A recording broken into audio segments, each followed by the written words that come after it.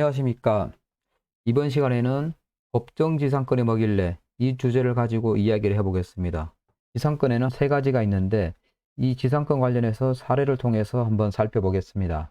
친구네 시골집 사례인데요. 친구 아버지 친구의 땅에다가 집을 짓고 살았습니다. 아버지 친구분이 자기의 빈 땅에 집을 짓고 살게 허락을 했습니다. 땅 사용료를 내지 않고 수십 년 동안 잘 살았답니다. 그런데 그 후에 친구 부모님이 사망했고 친구나 친구 형제들은 다 도시에서 생활하고 시골집은 방치가 됐습니다. 그 후에 시골집은 자연적으로 소멸이 됐습니다. 붕괴가 된 거죠. 이러된 후에 친구네가 여기에 다시 집을 지을 수 있을까? 이런 문제가 생겼습니다. 즉, 지상권이 인정될 수 있는지 이런 부분인데요. 어떻게 생각하십니까? 이런 경우에 기존에 소멸된 집에 다시 새롭게 친구네가 집을 지을 수 있을까요? 이 사례를 해결하기 위해서는 먼저 지상권에 대해서 살펴보겠습니다. 지상권에는 민법상의 지상권이 있고 법정 지상권, 그리고 간섭법상의 지상권, 이렇게 세 가지로 구분해 볼 수 있습니다. 여기에 대해서 살펴보고 이 사례에 해당하는지도 살펴보겠습니다. 민법상의 지상권은 민법 279조에 있는데 내용은 토지에 건물 등을 사용하기 위하여 토지를 사용하는 권리를 말합니다. 성립하는 요건은 지상권 설정 계약, 그 땅 주인하고 건물 등의 소유자가 지상권 설정 계약을 하고 계약만 하면 되는 게 아니라 실제로 등기를 해야 됩니다. 즉 토지 등기부에 별도로 지상권 등기를 해야지 지상권이 성립하게 됩니다. 그러나 이때 필요, 즉 토지의 사용 대가는 성립 요건이 아닙니다. 즉 무료로 하더라도 가능하다는 얘기입니다. 이 민법상의 지상권은 우리 사례에 적용해 보면은 친구 얘기를 들어보니 지상권 등기가 안 돼 있다고 하니 민법 279조의 지상권에 해당한다고는 볼 수 없을 것 같습니다. 이번에는 법정 지상권을 살펴보겠습니다.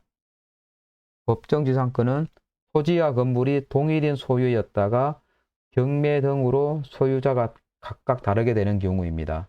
이런 경우에 건물 소유자에게 지상권을 인정하는 것입니다. 즉 민법 366조 등 여러 곳에 이런 법정 지상권 얘기가 있습니다.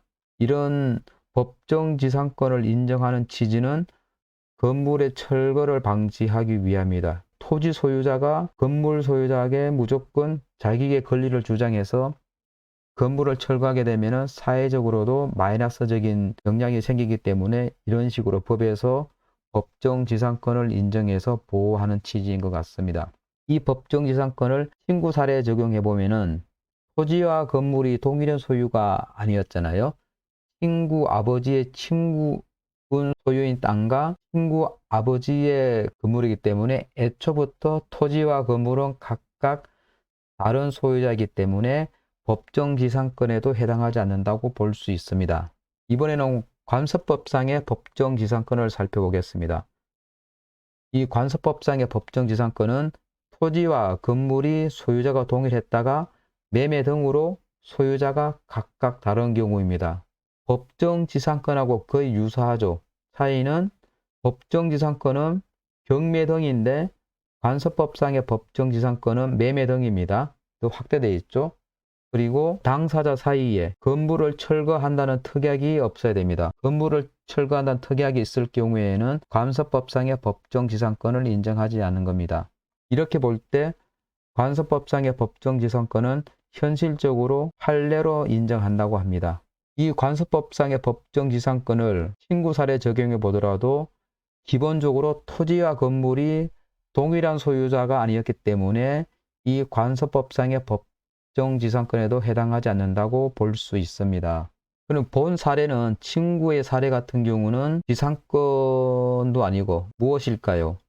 보면은 민법상의 지상권, 법정 지상권, 그리고 관습법상의 법정 지상권도 아닌데 이런 경우에 친구의 사례 같은 경우는 어떤 식으로 해서 법의 보호를 받거나 적용할 수 있을까요? 살펴봤는데 친구한테 얘기를 들어보니 무상으로 토지를 사용하고 반환하는 내용이라고 추정할 수 있습니다. 무상으로 사용하고 반환하는 경우에는 민법 609조에 적용하는 사용대차로 볼 수 있습니다. 이런 경우는 지상권하고 무관하게 아버지의 친구분이 토지를 무상으로 사용하고 때가 되면 돌려달라, 그런 취지로 호의를 베푼 것 같습니다. 그렇기 때문에 이 사례 같은 경우는 지상권하고 무관하고 사용대차로 볼 수 있다고 생각합니다. 이상 오늘은 지상권과 사용대차에 대해서 살펴봤습니다. 이용에 도움이 되기를 기대합니다. 끝까지 시청해 주셔서 감사합니다.